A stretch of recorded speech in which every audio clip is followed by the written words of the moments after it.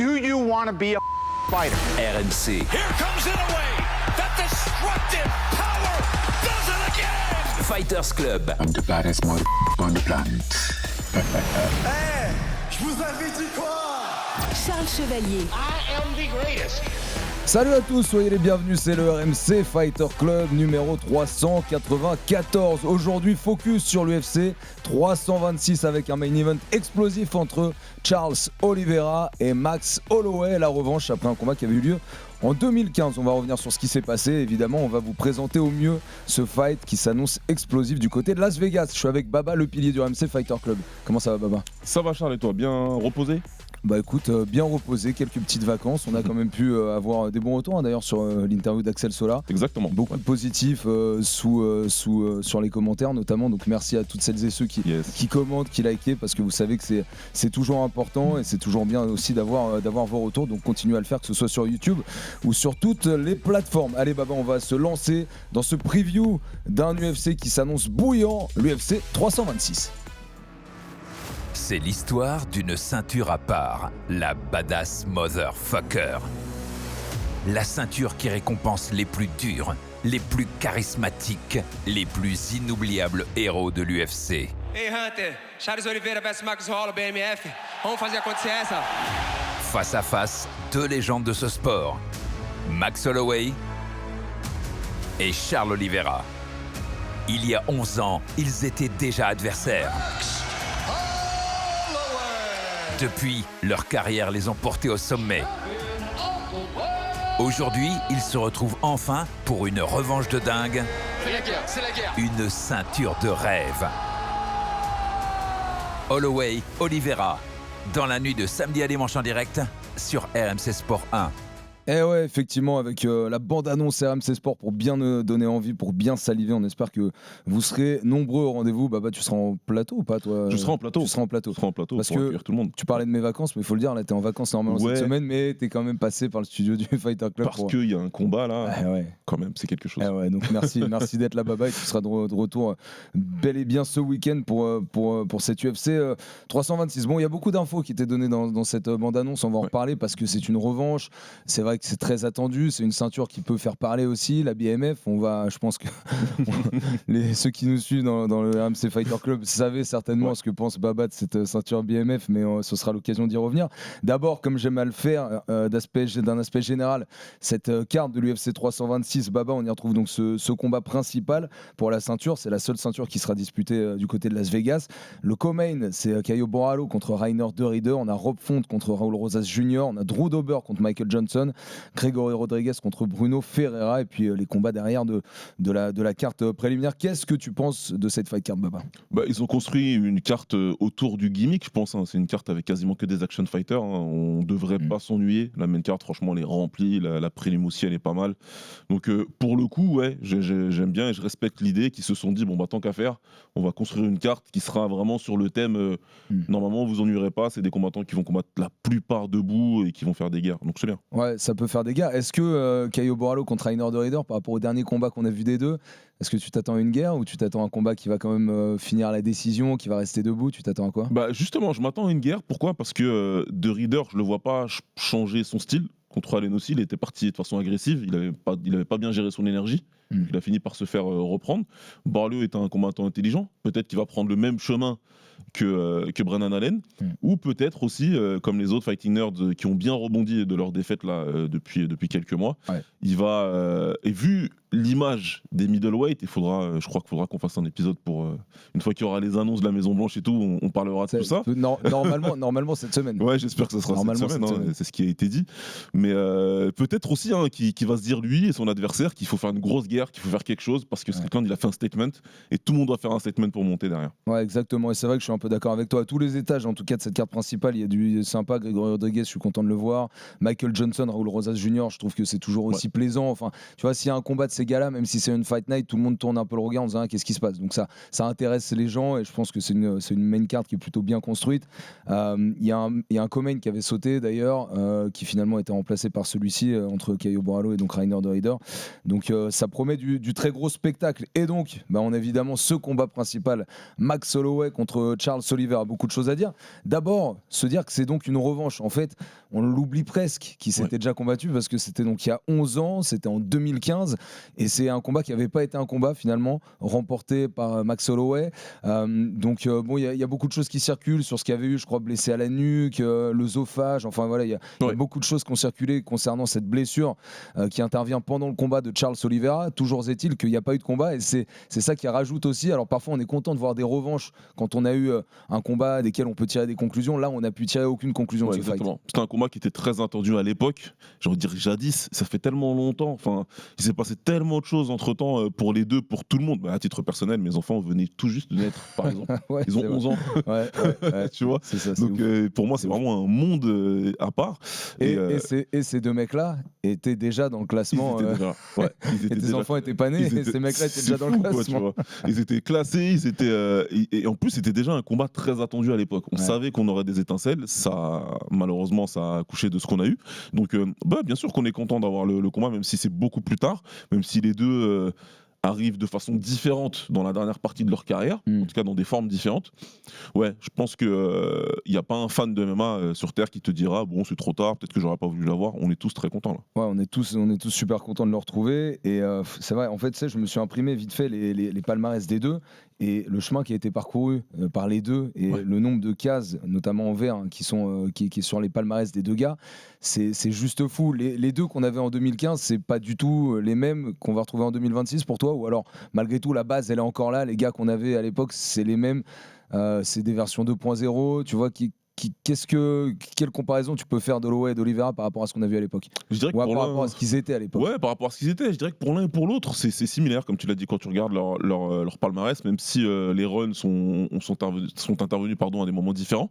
Holloway il était en plein milieu de son run légendaire quand il a affronté Oliveira, alors qu'Oliveira de son côté, c'était le moment de sa carrière qui était plus qu'en dents de scie, où tu vois, ça gagnait, ça perdait, ça ratait le poids, etc. Donc derrière, il est monté en catégorie de poids avec le succès qu'on lui connaît. Moi, je pense que c'est les deux, au fond, c'est les deux mêmes gars.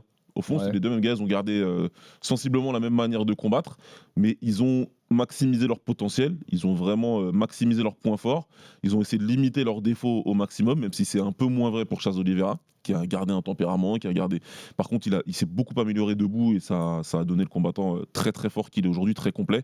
Et Max Holloway, il a continué pendant très longtemps et ça fait peut-être 3 combats maintenant que il réduit un petit peu, il change légèrement son style, légèrement, donc il réduit un peu la valeur du volume pour être plus efficace. Mais sinon, il se ressemble encore. Il y a Pardon, on était sur une période aussi, donc du coup, de Charles Oliveira qui était pas la meilleure pour lui à l'époque, parce que finalement il perd ce combat contre Max Holloway, mais c'est aussi une période où derrière il perd contre Ricardo Lamas, contre Anthony Pettis.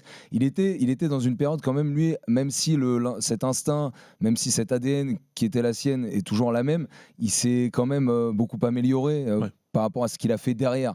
Lui, tout ce qu'il a accompli, les deux, parce que leur run de champion, etc., sont venus bien après, mais c'est quand même 2-3 ans après qu'il est devenu le vrai Charles Oliveira qui a été le plus efficient de sa carrière. Ouais, exactement. Quand il affronte Holloway, ça va pas trop. Ils sont tous les deux dans la même catégorie de poids, mais ils ont rien à voir. Tu as cité 2 adversaires, Lamas et Pettis.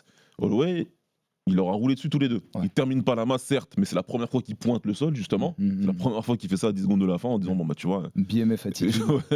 Et puis il termine Pettis pour devenir champion intérim à l'époque avant d'affronter José Aldo. Alors que Charles Oliveira, il a pas du tout de succès dans cette catégorie de poids. Il a beaucoup de soumissions contre beaucoup de combattants de milieu de tableau, entre guillemets. Mais contre l'élite, il a perdu contre tout le monde quasiment. Donc lui, ça arrivait plus tard et c'est remarquable parce que bien sûr que Holloway, sa carrière, elle est légendaire. Et il a fait que de monter jusqu'à tomber sur Volkanovski. Il est tombé sur un os 3 fois, enfin c'est comme ça en fait. Derrière ça, il n'y a pas grand chose d'autre en dehors de Topuria. Mais bon, quand tu as perdu contre Topuria et Volkanovski, je crois que ça va en termes de carrière. C'est pas dégueu. Oui, Charles Oliveira, c'est remarquable parce qu'il y a un moment où il est dans ce run-là, où il perd contre Holloway, il perd contre Lamas. Il y a aussi une défaite contre Paul Felder. Entre-temps, il bat Will Brooks, mais tu vois, il y a ces 3 défaites qui sont juste entrecoupées d'une seule victoire. Exactement. Mais derrière, c'est après la défaite contre Felder qui commence son gros run jusqu'à la défaite contre Makhachev. Voilà, parce que jusqu'à Felder, il y a même une étiquette qui lui colle à la peau que c'est quelqu'un qui quitte, c'est quelqu'un qui abandonne, c'est quelqu'un qui est pas résilient, donc dès que ça devient dur, il va taper, il va se faire mettre KO, etc. Donc ce qu'il a pu faire derrière ça, c'est juste exceptionnel. C'est 2 futurs Hall of Famer, quoi qu'il arrive. Ça bougera pas, ça. C'est clair. Faire maintenant, demain. Est-ce que tu crois qu'il y a des chances qu'on ait un combat là qui rentrera lui aussi au Hall of Fame? Est-ce que tu crois que ce combat peut être iconique? C'est là où c'est compliqué, Charles. C'est là où c'est dur de faire un vrai pronostic sur les 100%. On rentrera dans le purement technique après, Ouais. mais tu vois, est-ce que là, au stade de leur carrière à laquelle ils sont maintenant, tu penses que c'est fait pour faire un combat iconique ou pas? Normalement, oui. Ouais. Normalement, oui, parce que Charles Oliveira, il fait pas de concessions. Ouais. Tu vois. Autant Holloway, il a réussi à balader Justin Gaethje parce que et il a montré derrière contre Pimblet encore. Gaethje offensivement, c'est un taré. On peut pas dire autre chose. Mais ça manque de pas mal de choses pour pouvoir justement avoir une réponse à ce qu'Holloway lui avait proposé, du déplacement, des contres, etc. Charles Oliveira, paradoxalement, c'est quelqu'un qui arrive à mettre une pression un peu plus éduquée offensivement. On l'a vu contre Dustin Poirier notamment, parce qu'il a le clinch, il a ces choses-là, il fait parler son Muay Thai quelque part, il utilise beaucoup les jambes et il avance vraiment constamment. Tu vois, donc je me dis que par la nature de Charles Oliveira, normalement, Holloway, il va devoir envoyer beaucoup de volume et ça va faire un gros combat. Mais il y a un monde aussi où Holloway le contrôle complètement et tu vois ce que je veux dire, il le domine, quoi. Ouais, ça va être intéressant de voir ce qu'ils vont faire parce qu'on peut s'attendre dans leur style, même si tu l'as dit, hein, Holloway a beaucoup évolué aussi ces derniers temps parce qu'en vieillissant, il est obligé peut-être de réadapter son jeu pour terminer aussi un peu plus vite parfois. Mais en tout cas, et pour prendre un peu moins de coups, mais on verra si l'un et l'autre vont là où on les attend au niveau du style. C'est vrai que quand on retrace ses carrières, c'est un jeu que j'ai fait dans l'émission La Carte avec Antoine et Taylor, mais j'ai essayé de retrouver la première fois que les deux ils se sont retrouvés dans un classement UFC en même temps. Et si j'ai bien fouillé, ça remonte à octobre, je crois, 2014. Wow. Donc je vais les redire ici parce que je trouve ça quand même intéressant. C'est une époque où à l'époque, donc en moins de 66 kilos on est, je vais vous dire les noms de ces gars dans le classement pour vous dire à quelle époque eux étaient déjà présents et maintenant qui sont encore dans des top 5 à l'UFC, c'est juste fou. Donc on parle de ça il y a presque 12 ans. Il y avait Aldo, Mendes, Swanson, Edgar, Ricardo Lamas, McGregor, Poirier, Bermudez, Seaver, Nick Lenz, Jeremy Stephens, Clay Guida, Darren Elkins, Oliveira, Holloway sont en fin de classement et il y avait aussi Tatsuro Kawajiri qui est un japonais qui n'a pas fait long feu dans le classement.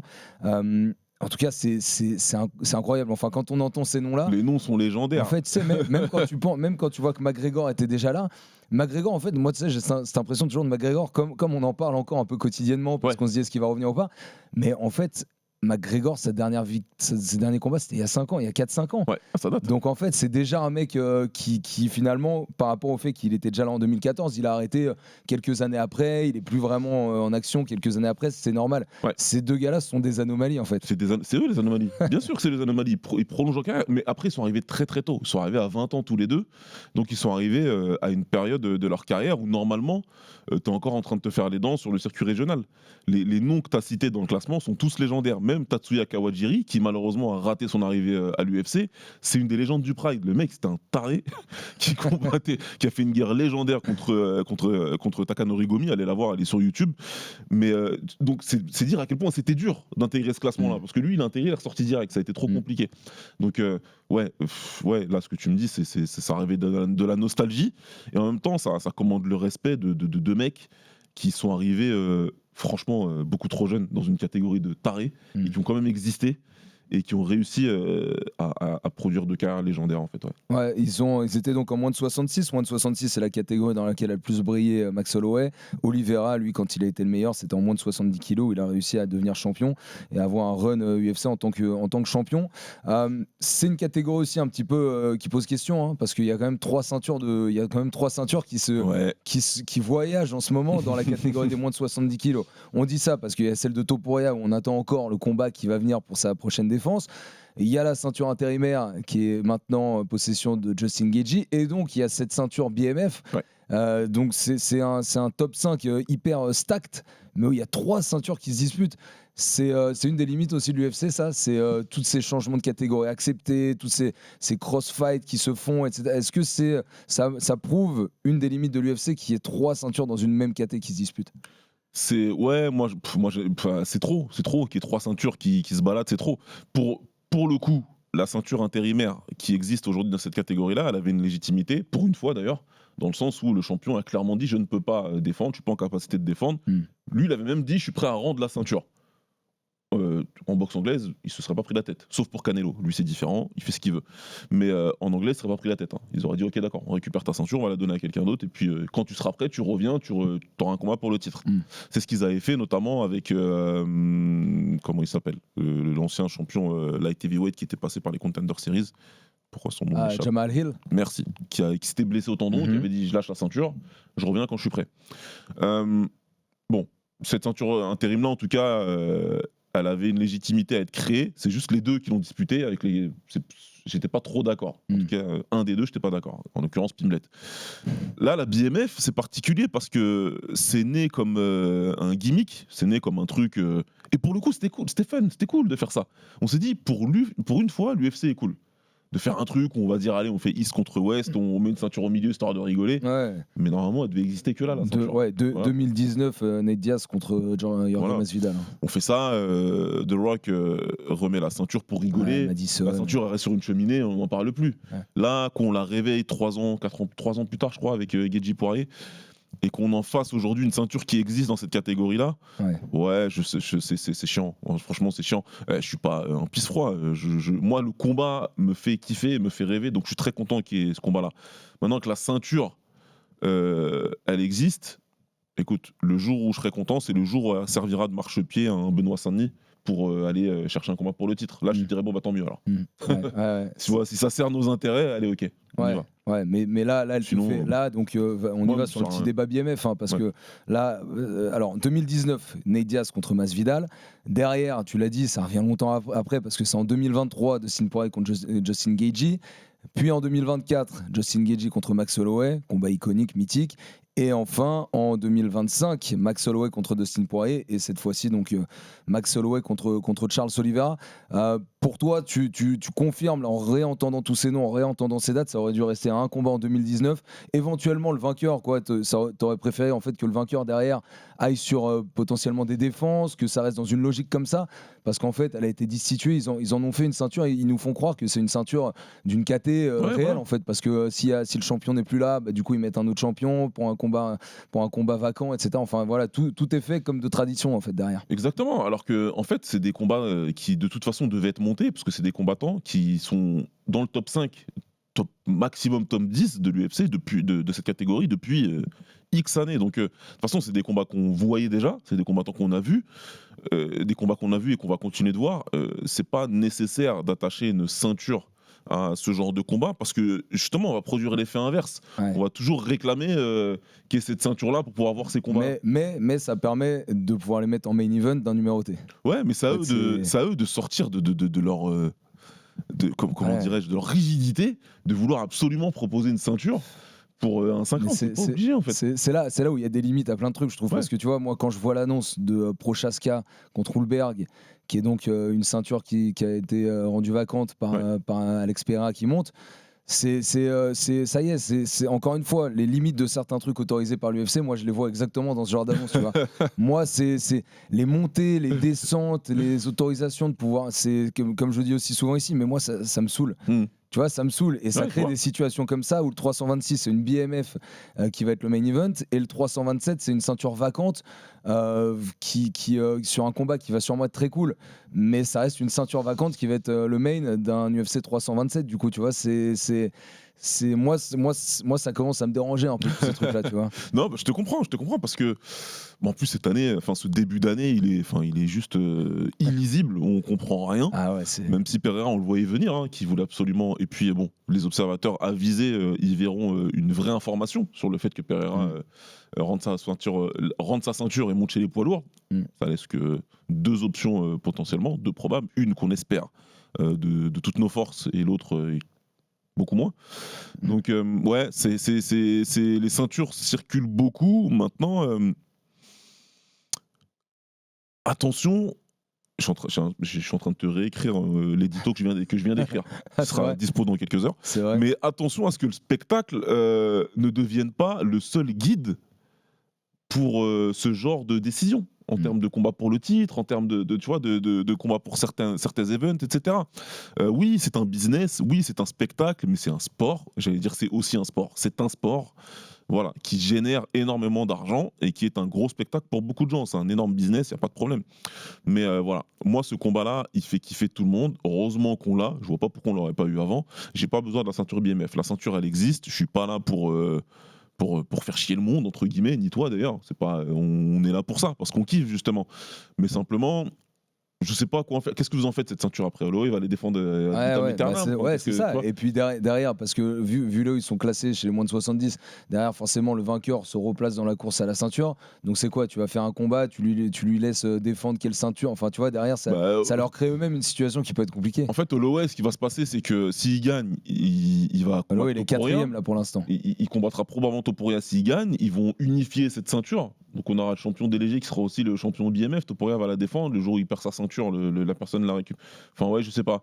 Moi je pense que ce combat-là, qui est symbolique pour l'UFC, parce que c'est deux combattants qui sont les deux légendes, à mon sens, des 10 dernières années, c'est une bonne manière de mettre cette ceinture une bonne fois pour toutes de côté. Ouais. Celui qui la gagne, il la garde à vie et puis on passe à autre chose. Ou alors la solution qui serait parfaite aussi pour me tirer une croix dessus, c'est que le gars qui la gagne parte à la retraite et que l'UFC communique là-dessus en disant ça y est, tu pars à la retraite, la ceinture BMF part à la retraite avec toi. Ouais. Et tu vois, ce serait aussi peut-être une manière assez sympa et assez concrète de dire bon, la BMF, on a kiffé pendant 5-6 ans et puis derrière, on passe à autre chose. Quoi. Ouais, voilà. Ça pourrait être une solution. Mais bon, je les vois pas se retirer, ceci dit, l'un et l'autre, parce qu'ils sont encore là-dedans. Mais ouais, non, mais en fait, c'est juste, c'est pas juste de dire ça nous. Voilà, c'est pas juste pour, pardon l'expression, c'est pas juste pour chier sur la BMF, mais ça reste un gimmick. Donnez-nous les combats un peu plus logiques, parce qu'en ce début d'année, je suis désolé, ce n'est pas logique, on va le répéter.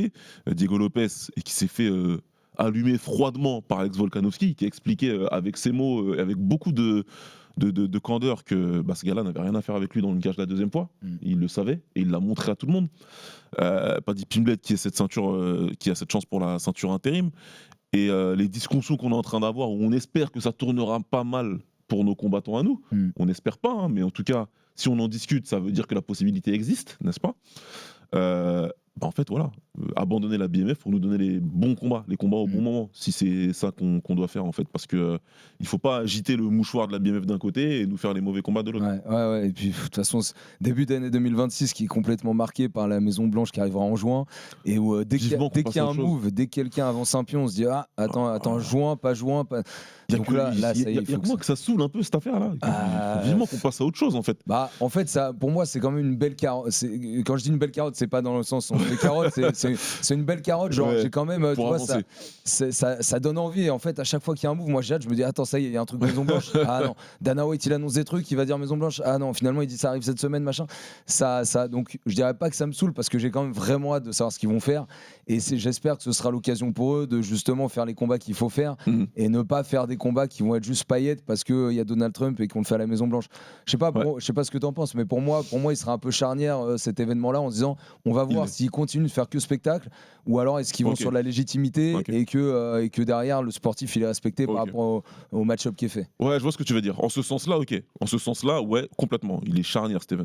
Et, alors, pour le coup, mes attentes, elles sont plutôt même là-dessus.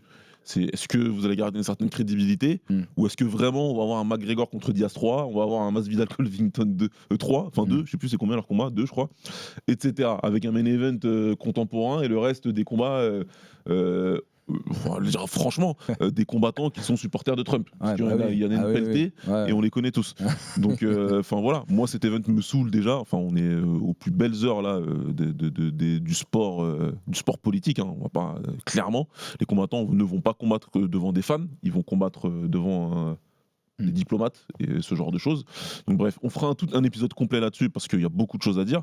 Personnellement, ouais, moi ça me saoule parce que t'as l'impression que tout est bloqué par ça. Tout est bloqué par la Maison Blanche. Comme tu l'as dit, dès qu'il y a un effet d'annonce, tout le monde se dit mais est-ce que ce sera pour la Maison Blanche ou pas? Parce que, tu vois, j'imagine que les combattants, tout le monde est bloqué, les managers sont là dès que le téléphone sonne. Tu vois, tu m'étonnes. Donc annoncez la carte s'il vous plaît, qu'on passe à autre chose et qu'on puisse se projeter sur la suite. Il y a l'International Fight Week, il y a plein de beaux events qui doivent arriver. arriver et plein de beaux combats à faire. Et puis, on attend bien sûr qu'il y ait une logique aussi qui soit respectée pour notamment Benoît Saint-Denis, Cyril Gane, Manon Fiorot et Nassourdine Imavov, sur des combats très importants pour des ceintures ou pour se rapprocher de ceintures. Donc, s'il vous plaît, l'UFC, ayez aussi une logique, une légitimité dans tout ce qui est. 4 combattants dans tout ce qui est français, fait. 4 Ouais, combattants et puis français là- qui sont dans le sas. Mais même, franchement, tous les combats qu'on appelle, Cyril Gane potentiellement contre Alex Pereira, maintenant Ouais. ça prend de l'ampleur vu que Pereira a lâché sa ceinture.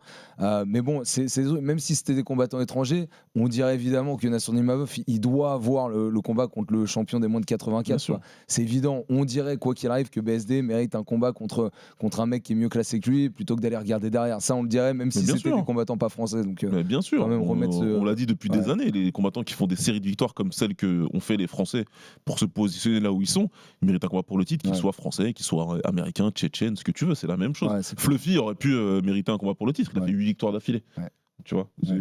Si jamais il lui avait donné, j'aurais pas crié au scandale. C'est chiant, mais j'aurais pas crié au scandale. Ouais. Et Sean Strickland qui s'est d'ailleurs peut-être offert une belle Bah, place c'est pour le la Maison problème, Blanche là. parce que quand tu parles et que Tu derrière parlais de tu produis supporters ça, de Trump et qui peuvent être bien placés. Lui, il est très très bien placé maintenant. C'est Mais tout un on problème. verra ce que ça donne. Bon, on a fait une petite digression Maison Blanche Ouais, parce mais que bon. c'est vrai qu'il y a plein de trucs qui tombent, mais c'est. ça commence à me saouler. Ouais, c'est ça. Mais on en reparlera bien sûr dans le Fighter Club parce qu'il y aura des épisodes qu'on pourra Ouais. dédier évidemment avec tout ce qui va s'annoncer dans les semaines qui viennent. Allez, on se recentre, Baba, sur le combat entre Max Holloway et Charles Oliveira, deuxième opus après celui de 2015. On va essayer de rentrer un peu dans le technique. Déjà, tu l'as dit, le style de Max Holloway a quand même pas mal évolué sur ses derniers fights. Ils ont des balises en commun, type défaite contre Ilia Topuria assez récente. De toute façon, tu t'attends à quel type de combat? Est-ce que basiquement la mitraillette de coups, Max Holloway qui a plein de records dans ce domaine-là, va faire du Holloway? Est-ce que le roi de la soumission, qui forcément lui au sol a beaucoup plus d'aptitude et de facilité et d'envie d'y aller que Max Holloway, Charles Oliveira, est-ce que lui va aussi essayer d'amener le combat comme ça?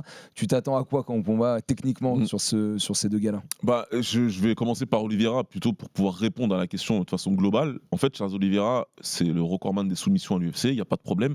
Donc, on pourrait tenter de peindre une opposition striker contre grappler. 17 soumissions. Voilà, mais on dirait pas la vérité. Parce que Charles Oliveira, c'est un grappleur d'opportunité. C'est pas le lutteur qui va venir chercher le double leg, le single leg, t'emmener au sol, à la Demian Maia, ce que faisait à l'époque, où tu vois, il travaillait méthodiquement pour venir te soumettre.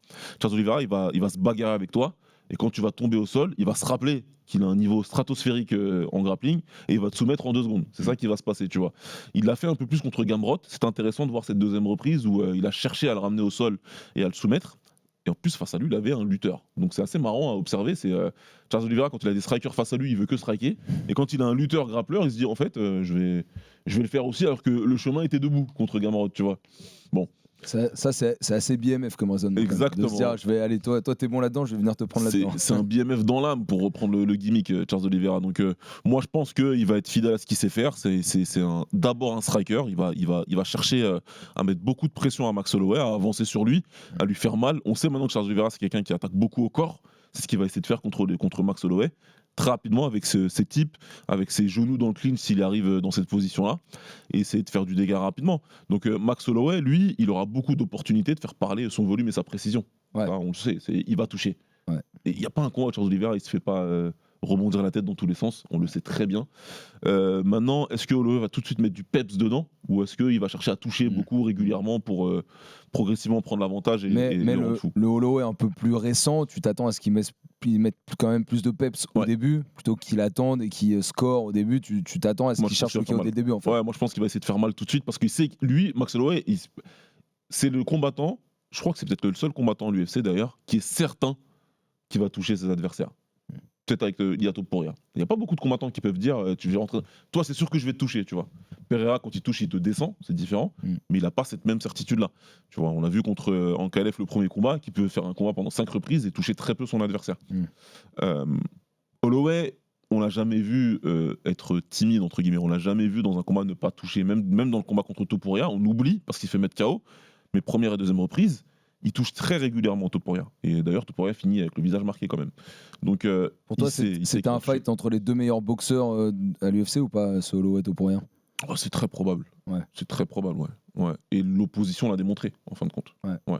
Ouais, clairement. Ouais. Même si je garde quand même une place dans mon cœur pour Volkanovski parce qu'on le cite pas beaucoup. Et Nassour, qui a des belles opportunités de le montrer et qui a montré contre Borraio que c'est fort.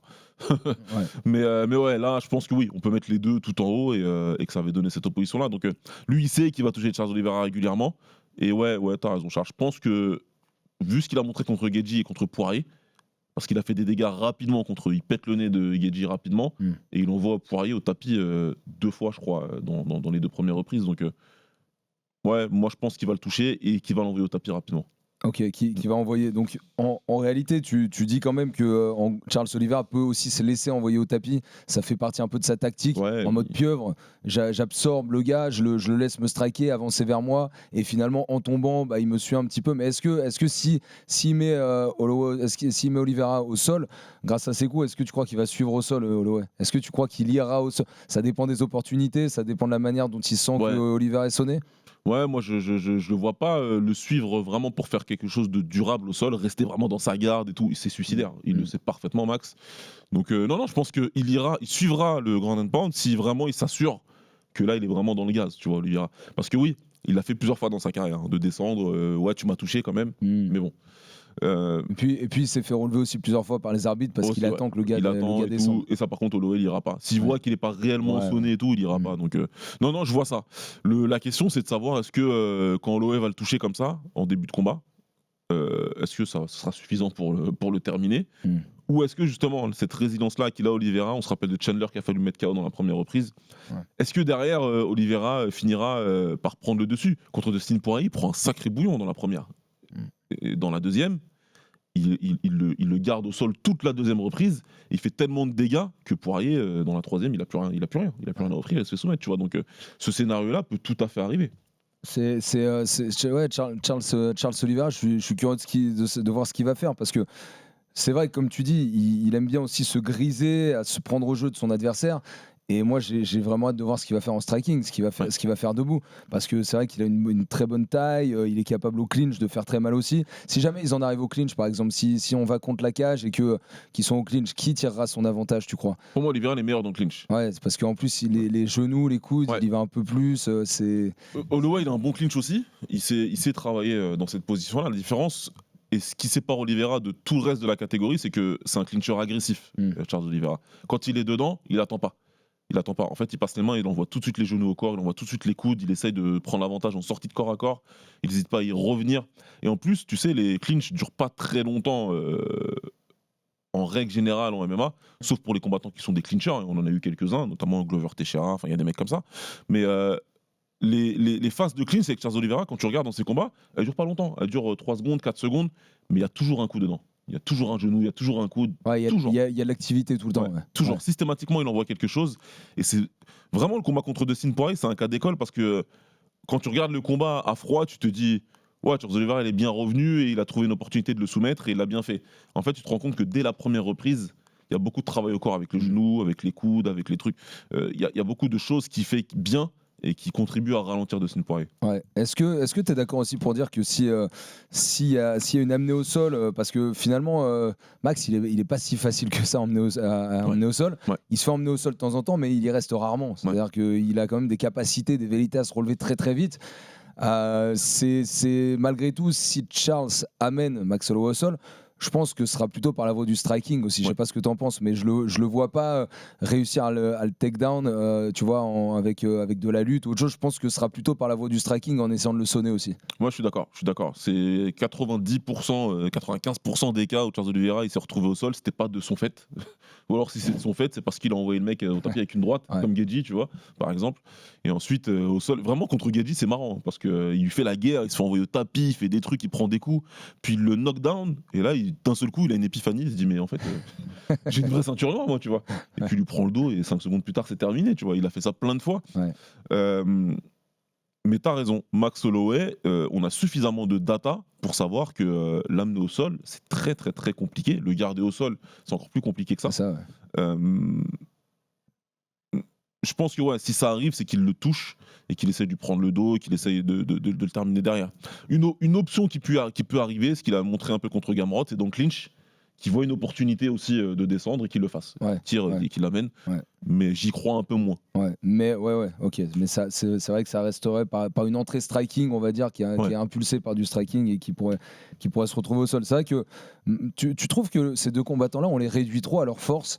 Est-ce que, tu vois, justement, quand on les présente, on dit, bah voilà, Max Holloway, il met que des coups, etc. C'est là qu'il est fort. Charles Oliveira, il met des soumissions, c'est là qu'il est.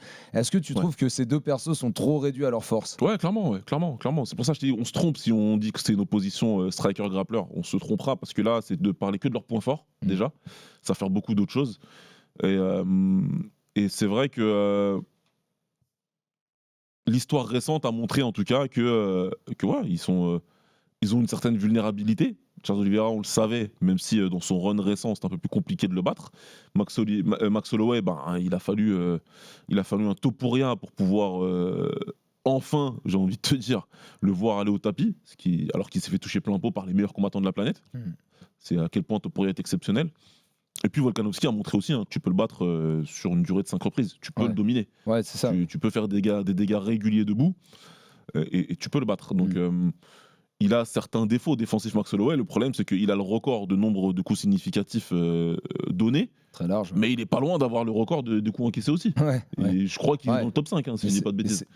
Et c'est ça qui explique son changement de style, un peu plus agressif, plus récent, tu crois? Ouais, je pense aussi, il y a eu pas mal de problèmes. Tu crois qu'il préfère se prendre un coup dur, être KO à la deuxième reprise, je crois, plutôt que de se dire j'encaisse jusqu'à synchrone.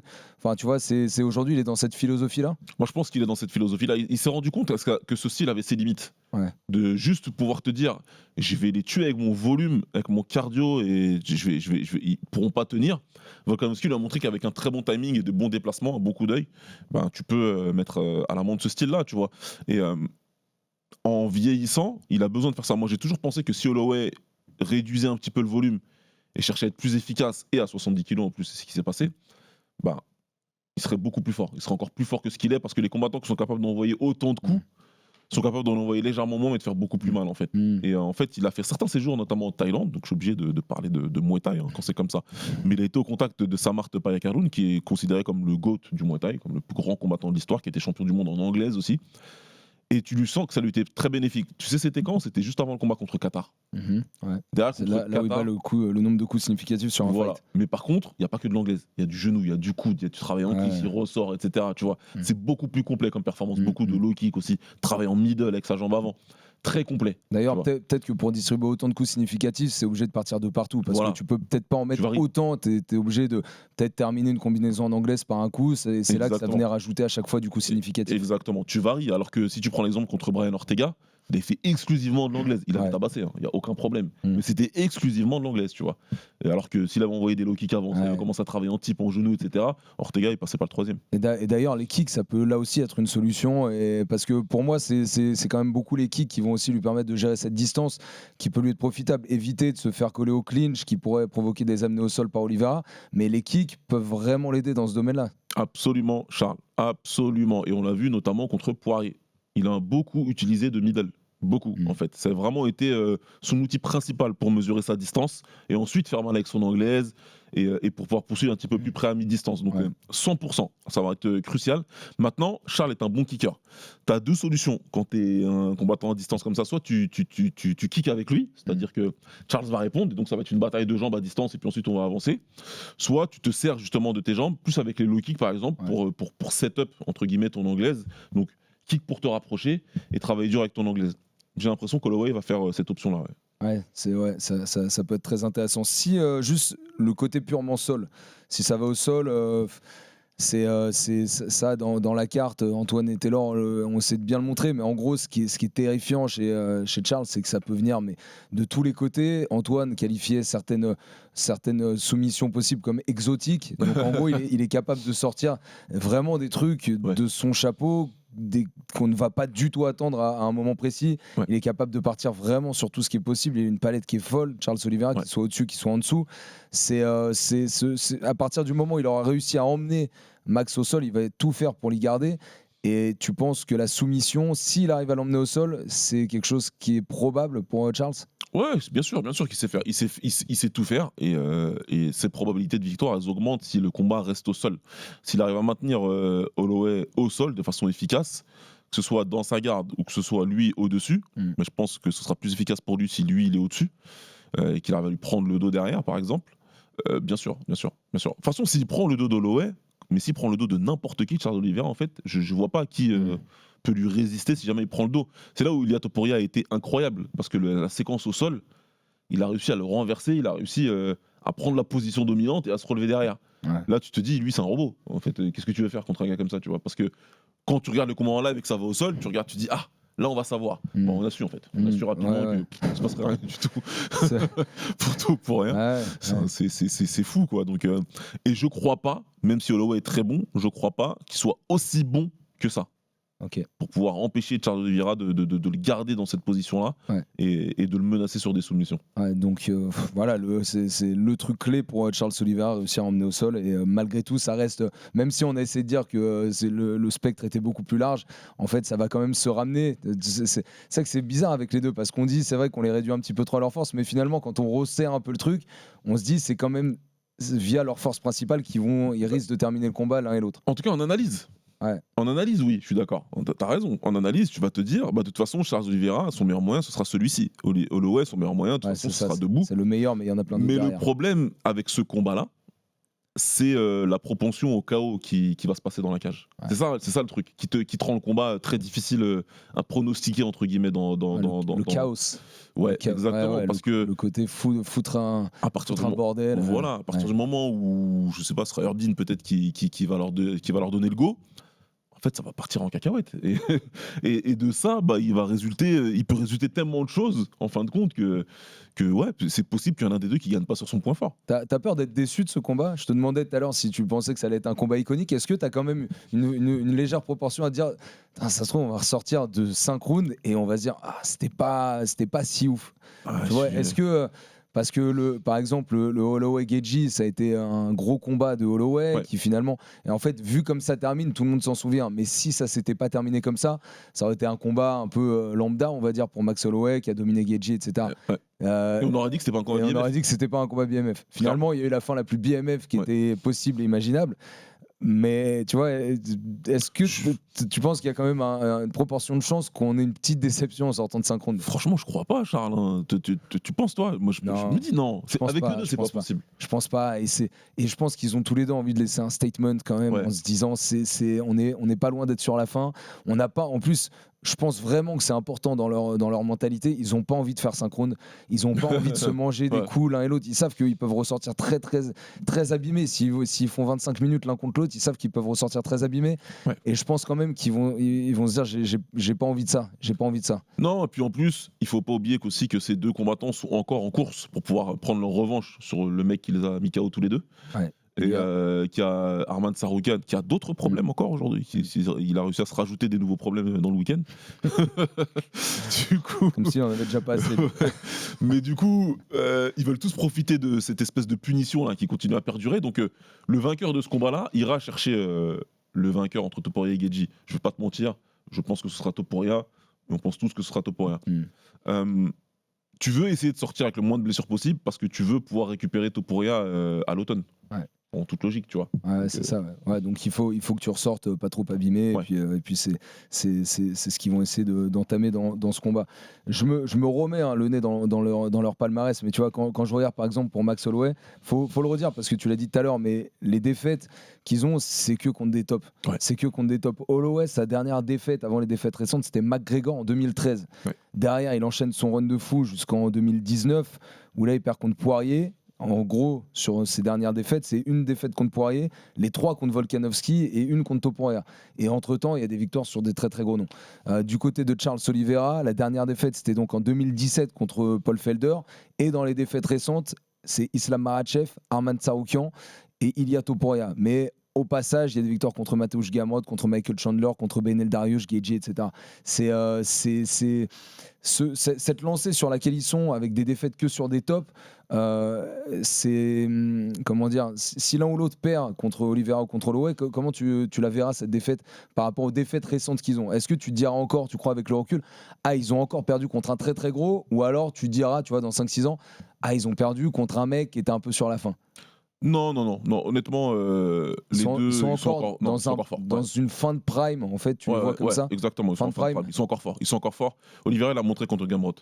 C'est un ouf parce qu'il prend le combat après, c'était quoi 6 semaines, je crois, Ouais, après le KO contre Topuria. Ouais, je vais te dire exactement, mais pour Oliveira, c'était 28 juin 2025, donc défaite contre Topuria, et c'est octobre 2025. Ouais, 2 mois, qui deux gros mois. Ouais, c'est Non, ça, c'est- 3 mois. Ouais. Personne n'y va, quoi. Vu le KO que tu prends, tout le monde avait dit à l'époque, on va pas faire les mythos, tout le monde avait dit à l'époque c'est beaucoup trop tôt, qu'est-ce qu'ils font dans son entourage, et il fait une masterclass contre Gamrot. Donc là, il montre à tout le monde, non, mais je suis encore là. Et j'ai encore pas mal de choses à montrer.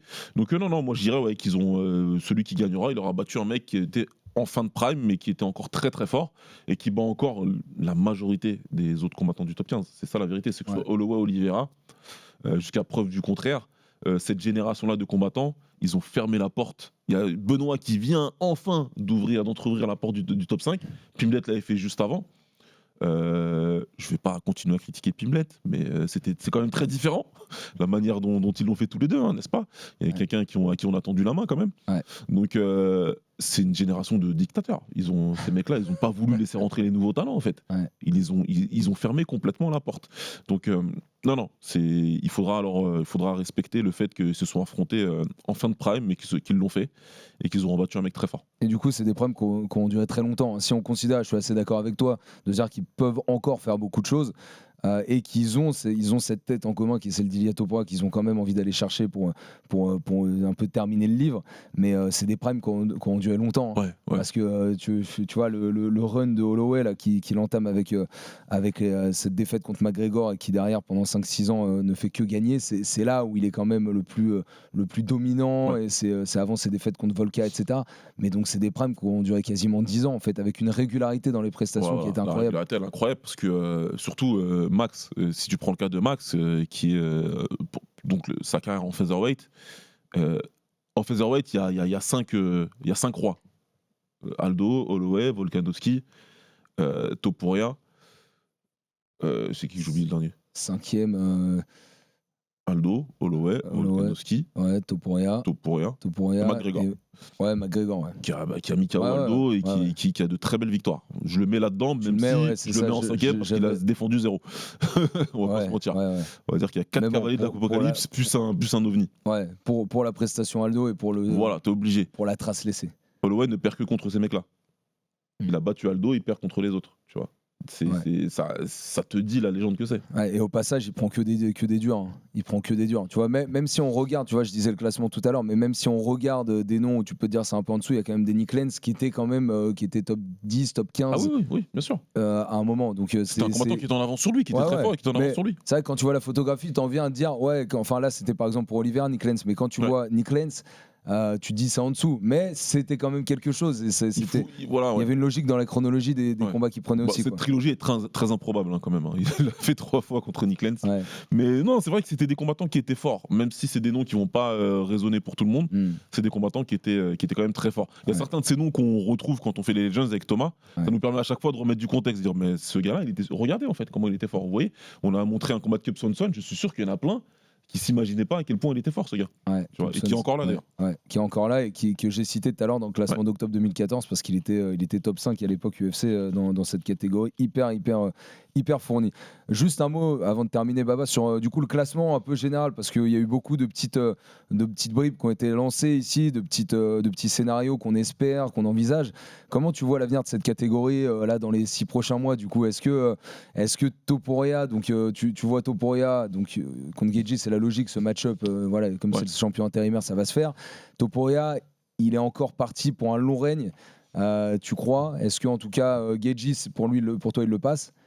Sans manquer de respect à Justin Gaethje. Bien sûr, moi évidemment, je vois aussi Ilia Topuria passer. Comment tu vois l'avenir de cette KT? Alors c'est encore une fois, c'est Gaethje, champion TMA, donc contender numéro 1. Tsarukyan, ça c'est vraiment l'élément un petit peu flou, c'est dur de se faire une idée sur son avenir. Va-t-il sortir de prison, on sait pas. Voilà, Charles Oliveira 3, Max Holloway 4 et Benoît Saint-Denis 5. Paddy Pimblett qu'on est obligé de citer qui est 6 derrière. Comment ça va s'articuler tout ça? En fait, ça va dépendre de Topuria. La vérité, c'est qu'avec lui, on sait jamais trop il s'est passé quelque chose dans sa vie, donc oui, effectivement, c'est un peu plus compliqué parce qu'il était en pleine ascension et t'as pas l'impression que c'est un combattant qui ne veut pas être actif.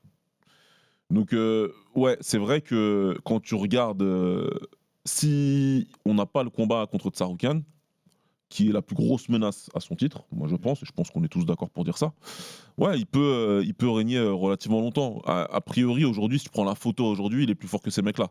Ça va être compliqué, même si Holloway, je lui donne quand même de vraies bonnes chances dans sa revanche, pour le coup. Ouais. Et si le combat arrivait, j'expliquerai, je garde tout pour moi. C'est vrai. Ah ouais. En long, en large, en travers. Le Ilya Holloway, tu ouais, moi, vois Holloway. Moi je pense qu'il a une chance de pouvoir prendre sa revanche. Ouais. Donc déjà, c'est que tu vois Holloway passer Oliveira. Ah oui, j'allais dire pour le coup, aujourd'hui, je suis prêt à faire un pronostic.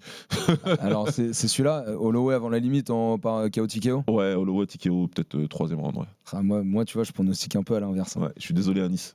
Ouais. À Nice, il y a tout. C'est qui est notamment aux équipes des films chez RMC Sport. Mais qui est un gros fan d'Oliveira qui s'en cache pas et qui du coup parfois peut avoir une objectivité qui est variable. Ah, très variable, c'est clair. Mais c'est vrai que l'autre jour j'en ai parlé avec lui, en plus il était hyper convaincu du round, etc. Moi je pense que je vois Oliveira le faire. Ouais. Moi je le vois, je pense que en fait, l'incertitude que j'ai, c'est quelle trace aura laissé le KO de Topuria sur Holloway et à quel point ça lui sera quand même rentré dans la tête et que voilà, ça a une influence sur les coups qu'il peut aussi encaisser face à un Oliveira qui peut faire mal. Donc comme on l'a dit dans les scénarios probables, moi je vois bien Oliveira qui puisse réussir à connecter, tu vois, et que derrière au sol il arrive à faire quelque chose de hyper rapide et incisif comme il sait le faire. Tu vois, c'est un scénario que j'entrevois. Maintenant, bon, c'est dur. Je trouve ça dur à pronostiquer, mais c'est ce que j'entrevois, tu vois. C'est dur à pronostiquer, hein, tranchez dans les commentaires. Ouais. On est partagés. Partagez-vous, donnez vos avis. Ouais, donnez vos avis sur ce combat entre Topuria, entre Max Holloway et Charles Oliveira, et donc juste Benoît Saint-Denis qui est 5e. Ouais. Qu'est-ce qu'on va avoir pour Benoît Saint-Denis ? Je pense que c'est pareil pour Benoît, c'est un profil parfait à mettre à la Maison Blanche pour les étrangers. Voilà, parmi les étrangers qui pourraient espérer, en tout cas les non-américains qui pourraient espérer être sur une carte comme ça, Benoît Saint-Denis il rentre dans le top 3. Ouais. C'est le personnage parfait, ancien militaire, bon soldat pour l'UFC, qui accepte tous les fights, qui fait des guerres. C'est le candidat parfait pour être sur la Maison Blanche. Je suis complètement d'accord avec toi, évidemment. Maintenant, la réalité de la situation qu'on a devant les yeux est la suivante. Soit on lui donne Tsarukyan pour ce combat-là, parce que c'est simple. Topuria, c'est contre Geji, le champion contre le numéro 1. Le numéro 2, on ne sait pas, il est puni. Ensuite, il reste Oliveira et Holloway qui sont prévus donc pour s'affronter ce week-end et qui pourront probablement pas être à la Maison Blanche. Franchement, ça me paraît compliqué. C'est envisageable parce que Holloway c'est un taré s'il gagne. Ouais. Oliveira aussi, il a montré que même en prenant un KO, il peut revenir après 2 mois. Mais bon, je vois pas, je l'envisage mal. Ça fait que soit on lui donnerait Tsarukyan à Benoît Saint-Denis, soit malheureusement, mais c'est quelque chose dont j'avais parlé, on lui donnerait quelqu'un derrière lui. Ça n'a pas dit Pimlet, en l'occurrence. Pour la carrière de Benoît, je préfère un combattant qui est devant lui, bien sûr. C'est mieux pour lui. Une fois que tu rentres dans le top 5, tu veux pas regarder derrière. Tu veux un des 4 qui sont devant toi. Sauf que le seul qui est dispo, c'est Tsarukyan aujourd'hui. Sauf si l'UFC table sur le fait de dire le gagnant de Oliveira Holloway, on lui donne Topuria plus tard. Et le perdant, s'il accepte de revenir vite, on lui donne Benoît Saint-Denis à la Maison Blanche. Moi, après, il y a d'autres scénarios que j'envisage aussi. Ah, dis-moi. Non, mais je me dis qu'en fait, quand tu acceptes Maison Blanche, tu limites, tu vois, je pense que les combattants aussi, tout comme nous on l'est un petit peu, ils sont un peu matrixés par cette carte-là. Et à Benoît, il pourrait lui donner un Américain qui fait vendre, ou alors une grosse tête qui est un peu sur... Enfin, tu vois, pourquoi pas envisager un Chandler, pourquoi pas envisager des noms comme ça. C'est-à-dire que pourquoi à un moment c'est Benoît, il va pas, si demain l'UFC lui dit tiens vas-y tu prends Chandler par exemple, je sais, mais bon tu vois par exemple McGregor, je sais, mais des gros noms comme ça, Benoît je le vois pas refuser ça. Non, il n'y aura pas de choix. Et ça m'étonnerait pas que l'UFC puisse avoir des idées qui leur passent comme ça dans la tête. Tu vois, je sais pas, est-ce que le McGregor Chandler il va se faire un jour, j'en sais rien. Mais Chandler, il va bien falloir l'utiliser à un moment. Là, je regarde le classement, il est 13e. Tu vas faire quoi ? Chandler, c'est quand même un nom, ça fait vendre. On a beaucoup parlé de lui. Même s'ils n'ont jamais combattu avec McGregor, il est quand même resté en haut des idées pendant longtemps. Tu vas pas lui donner un Beneil Dariush ou un mec comme ça. Je pense que ce serait limite gâcher le potentiel de Michael Chandler. Tu vois, je sais pas. Ouais, je vois ce que tu veux dire. Je t'ai dit Chandler comme ça parce qu'il est dans le classement, mais ça pourrait être plein d'autres noms qui pourraient être envisageables dans ce genre de scénario. Bah, faudra voir. Maintenant, c'est vrai, tu me dis que Benoît il refuserait pas. Tu le vois refuser ça? Bah, lui, non. Maintenant, Guillaume Pelletier, qui est son manager, Ouais. je le vois bien dire à l'UFC, vous êtes gentils, les gars, mais si on est arrivé là, c'est pas pour aller prendre le 13e. Donc, Ouais. donc ouais, Non, ce que tu dis, ça fait sens. Ce que tu dis, ça fait sens. Parce qu'on voudrait tous qu'ils regardent vers l'avant. Moi, je regarde qu'une case derrière. Maintenant, peut-être que c'est plusieurs cases derrière, malheureusement, parce que le timing fait que. Maintenant, voilà, si Benoît doit exploser quelqu'un d'autre pour montrer à tout le monde. C'est ça, en fait, Benoît, je pense qu'il dira oui, surtout que je pense que contre Chandler, il a plus que. En fait, t'as raison. Le truc, c'est de se dire, est-ce que la Maison Blanche est un événement tellement à part, tellement ça se reproduira pas, tellement c'est un truc de fou, que du coup tu dis tant pis, même si tu me donnes un 13e, je le prends et je le fais, quoi. Et puis restons sur l'exemple Chandler. De la même manière, si demain l'UFC va voir Benoît ou un combattant qui est en disant je te file Chandler Maison Blanche, si le gars en face dit non, je pense que derrière la punition elle est présente aussi. Genre tu me refuses ça, Ah ouais. là je te propose une Maison Blanche avec un combattant hyper connu, un combat qui va être fou, qui peut faire. Là, tu me dis non, je peux te mettre un peu à la cave pendant quelques mois. Non, mais t'as raison. Ce serait comme de refuser, je sais pas, je te fais le parallèle en anglaise où les Saoudiens ils ont fait des méga cartes là. Ce serait comme de refuser un spot sur la carte de Crawford parce que le gars il est 7 cases derrière toi. Je pense pas qu'il y a un boxeur qui refuse. Ouais. T'as pas tort. Ça me fait chier de l'admettre. Bon, ça fait partie des scénarios, mais voilà, ils nous obligent à partir sur plein de scénarios parce qu'ils nous font pas d'annonce. Donc, c'est vrai. du coup, d'où ce que je te disais tout à l'heure, qu'on passe à autre chose, qu'on nous annonce la carte, quoi. Ouais, exactement. Bon, Baba, je crois qu'on a fait le tour pour ce RMC Fighter Club avec ce combat entre Charles Oliveira et Max Holloway pour la ceinture BMF, qui est aussi dans tout le giron des moins de 70 kilos à l'UFC et qui donnera beaucoup de choses bien sympas, on l'espère, dans les mois qui viennent. Merci Baba. Merci à toi Charles, merci à vous tous. Merci à toutes et à tous, c'était un plaisir comme d'habitude. Merci d'avoir fait une petite entaille dans tes vacances comme ça pour passer nous voir. Oui, ça va, on est à côté. C'est les vacances de Paname, ça là, je les appelle. Puis ça reste un plaisir de parler de tout ça. Ouais, quand même. C'est un travail plaisir, comme je dis toujours. Exactement. Allez, merci Baba en tout cas d'être passé par le studio RMC Sport. Merci à toutes et à tous. Continuez à liker, à commenter, à vous abonner sur toutes les plateformes. Merci à Kevin et merci à Arthur qui était en régie aujourd'hui. Baba, encore merci. On se retrouve très vite dans le RMC Fighter Club. UFC 326, c'est ce week-end sur RMC Sport. Ciao. RMC Fighters Club.